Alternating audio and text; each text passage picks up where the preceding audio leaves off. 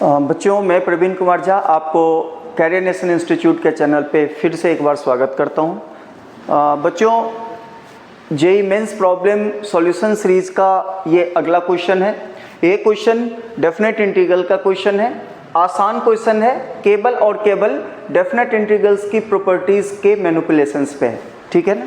अच्छी बात इसमें ये हमें दिख रहा है कि इसकी जो ऑप्शंस है बेटा वो आई के फॉर्म में ही है, यानी कि इंटीग्रेशन करने की जरूरत नहीं है। बस ये वाला जो आपका एक एक्सप्रेशन दिया गया है mn में, उसको इस पे और इस पे निकाल के दोनों को ऐड करना है। अब बस इंटीग्रल के फॉर्म में ही छोड़ना है। ठीक है, चलिए।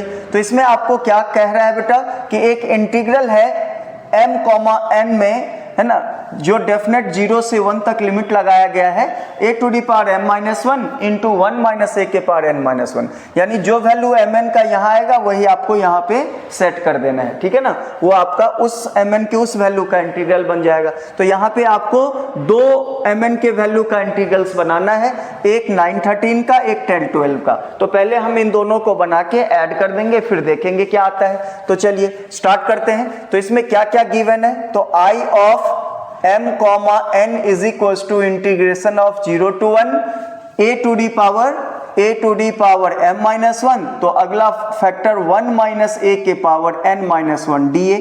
चूंकि ये फंक्शन a में है इसीलिए a के रिस्पेक्ट में इसका इंटीग्रेशन चला रहा है। चलिए, अब आप पहले i 9, 13 बनाइए, यानी i ऑफ 9, 13 क्लियरली दिख रहा है कि आपको m को 9 से n को 13 से इसमें रिप्लेस कर देना है। ठीक है ना।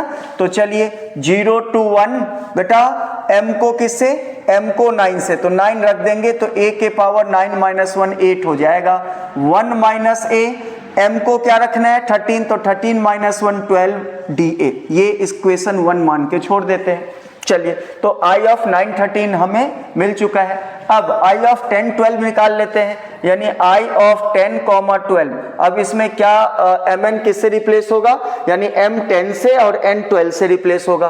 कर दीजिए इसमें, तो 0 to 1 m को किससे, तो m को 10 से, तो 10 - 1 a के पावर कितना हो जाएगा 10 - 1, ये a के पावर 9, और अगला फैक्टर 1 - a के पावर बेटा n को किससे रिप्लेस करना है 12 से, तो 12 - 1 कितना हो गया 11 dA। ये आपका हो गया सेकेंड, है ना, इक्वेशन।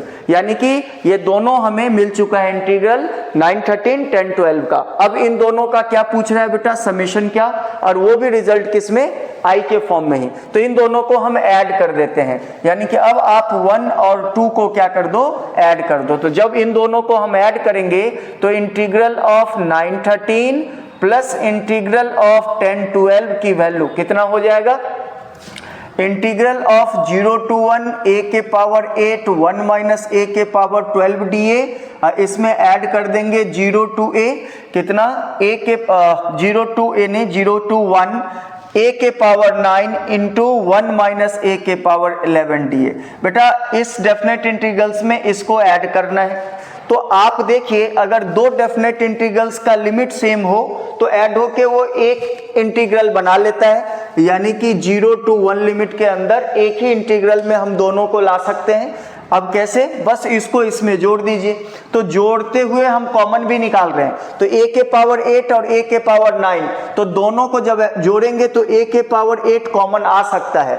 उसी तरह से इस वाले फैक्टर में देखिए, ये पावर 12 है, इसमें 11 है, तो इसमें से 1 - a के पावर 11 कॉमन आ सकता है। कॉमन आने के बाद क्या रह गया बेटा जोड़ने में, बेटा ये वाले में क्या रह गया है बेटा 11, हम 1 - a के पावर 11 बाहर किए हैं, तो 1 - a यहां रह जाएगा, और प्लस इस वाले में 11 तो बाहर है, 9 8 को बाहर किए थे, यानी a रह जाएगा dA। क्लियर है, सिंपल सी बात बेटा, a से a कट गया, ये ही रह गया। यानी कि क्या मैं इसको ऐसे लिख सकता हूं, है ना, 0 to 1 कितना बेटा a के पावर 8 इंटू 1 - a के पावर 11। कोई दिक्कत तो नो सर। अब आपको क्या करना है कि इसको इसके फॉर्म में लिख के mn क्या करना है, ऑब्जर्व करना है।